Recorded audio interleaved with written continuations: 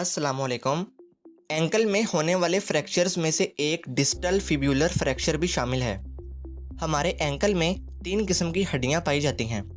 एक को हम टीबिया, दूसरी को फेब्यूला और तीसरी को हम टेलस बोन कहते हैं। सबसे ज़्यादा होने वाले फ्रैक्चर्स फेब्यूला बोन में पाए जाते हैं।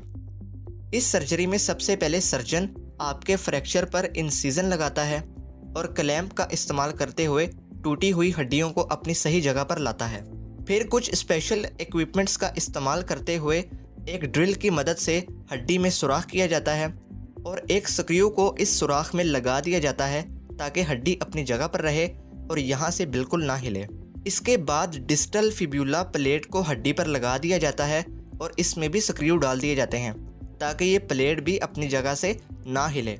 इसके बाद फिर से एक ड्रिल की मदद से हड्डी में सुराख किया जाता है, लेकिन ये सुराख प्लेट लगाने के बाद टांगों की दोनों हड्डियों फिब्यूला और टीबिया में किया जाता है और ये सुराख एंकल जॉइंट से थोड़ा सा ऊपर किया जाता है।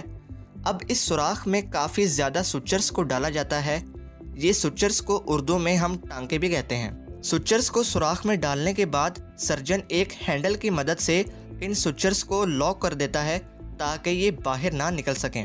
अब इन सुचर्स पर एक राउंड बटन लगा होता है। सर्जन हर एक सुचर्स को अलग अलग खींचता है ताकि ये सुचर्स टाइट रहें। इस तरह से ये सर्जरी यहाँ पर ही मुकम्मल हो जाती है, लेकिन मरीज़ की मुकम्मल हड्डी को रिपेयर होने में तकरीबन 1.5 से 2 माह या इससे भी ज़्यादा लग सकते हैं और ये डिपेंड करता है कि मरीज़ ने परहेज़ और आराम कितना किया। पाक मेडिकोस की इस वीडियो में बस इतना ही।